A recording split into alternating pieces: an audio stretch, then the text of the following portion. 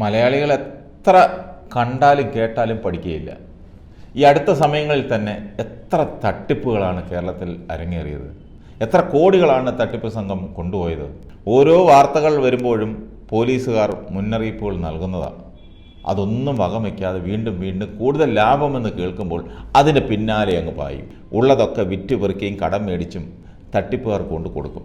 ഒടുവിൽ തട്ടിപ്പുകാർ മുങ്ങുമ്പോൾ കരഞ്ഞും വിളിച്ചും ഓടി നടക്കും. ഇത് സ്ഥിരം സംഭവമായതുകൊണ്ട് പോലീസുകാർ പോലും മൈൻഡ് ചെയ്യുന്നില്ല. ഏറ്റവും ഒടുവിലത്തെ തട്ടിപ്പ് നടത്തിയത് ഹൈറിച്ച് കമ്പനിയാണ്. ക്രിപ്റ്റോ കറൻസി, OTT പ്ലാറ്റ്ഫോം എന്നിവയുടെ മറവിൽ ഹൈറിച്ച് ഉടമകൾ തട്ടിയത് 500-ലേറെ കോടി രൂപയെന്നാണ് EDയുടെ നിഗമനം. ഇതിൽ വലിയൊരു പങ്ക് വിദേശത്തേക്ക് കടത്തിയ ഉടമകൾ കാനഡയിൽ രൂപീകരിച്ച കമ്പനിയെ കേന്ദ്രീകരിച്ചും ED അന്വേഷണം നടത്തുക. ഇവരുടെ ഇടപാടുകൾക്ക് ഇടനിലക്കാരായ 10-ലേറെ പോലീസുകാരും ഉന്നത രാഷ്ട്രീയ നേതാക്കളും അന്വേഷണ പരിധിയിൽ ഉൾപ്പെടും. ഒന്ന് ആലോചിച്ച് നോക്കിയേ. പോലീസുകാരും ഉന്നത രാഷ്ട്രീയക്കാരുമാണ് ഇവർക്ക് പിന്തുണ നൽകിയത്, ഇവരുടെ ഇടപാടുകൾക്ക് ഇടനില നിന്നത്. ഓൺലൈൻ മാർക്കറ്റിംഗ്, മണി ചെയിൻ തുടങ്ങിയ ഇടപാടുകൾക്ക് പുറമെ ഹൈറിച്ച് ഉടമകൾ കോടികൾ കൊയ്ത വഴികളിലൂടെയാണ് ED അന്വേഷണം നടത്തുന്നത്. കഴിഞ്ഞ വർഷമാണ് ഹൈറിച്ച് ഗ്രൂപ്പിൻ്റെ HROTT പ്രത്യക്ഷപ്പെടുന്നത്. പുത്തൻ പടങ്ങളടക്കം റിലീസ് ചെയ്ത സബ്സ്ക്രൈബേഴ്സിനെ ആകർഷിക്കുകയായിരുന്നു അവരുടെ ലക്ഷ്യം. ആയിരക്കണക്കിന് ആളുകളിൽ നിന്ന് 5 ലക്ഷം വീതം നിക്ഷേപം വാങ്ങിയായിരുന്നു തുടക്കം. സ്വർണ്ണക്കള്ളക്കടത്ത് കേസ് പ്രതി സ്വപ്ന സുരേഷ് തന്നെ ഭീഷണിപ്പെടുത്തിയെന്ന് പരാതി നൽകിയ വിജേഷ് പിള്ളയുടെ ആക്ഷൻ OTTയാണ് ഹൈറിച്ച് ഉടമകൾ ആദ്യം വാങ്ങിയത്.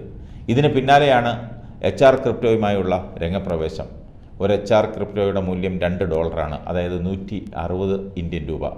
ബേസിക്, പ്രീമിയം എന്നിങ്ങനെ തരംതിരിച്ച് ആയിരക്കണക്കിന് പേരിൽ നിന്ന് സമാഹരിച്ചത് കോടികളാണ്. കാനഡയിൽ കമ്പനി രൂപീകരിച്ചത് ഹവാല ഇടപാടുകളുടെ ഭാഗമാണെന്നാണ് EDക്ക് ലഭിച്ചിരിക്കുന്ന വിവരം. റിസർവ് ബാങ്കിൻ്റെ അനുമതിയില്ലാതെയാണ് ക്രിപ്റ്റോ ഉടമകൾ ഇടപാടുകളെല്ലാം നടത്തിയത്. ഇതും ഹൈറിച്ച് ഉടമകൾക്കെതിരെ കുരുക്കുമുറുകും. അതുപോലെ കഴിഞ്ഞ ദിവസം കമ്പനി ഉടമകൾക്ക് ED റെയ്ഡ് വിവരം ചോർത്തി നൽകിയത് BJP കേന്ദ്രങ്ങളാണെന്നാണ് സൂചന. Company managing director KD Prathapan, ഭാര്യയും കമ്പനിയുടെ CEOയുമായ ശ്രീന എന്നിവരാണ് റെയ്ഡിനെത്തിയ ED സംഘത്തിന് മുന്നിലൂടെ കാറിൽ രക്ഷപ്പെട്ടത്. അറസ്റ്റ് ഉണ്ടാകുമെന്ന് ഇവർക്ക് നേരത്തെ സൂചന ലഭിച്ചിരുന്നു.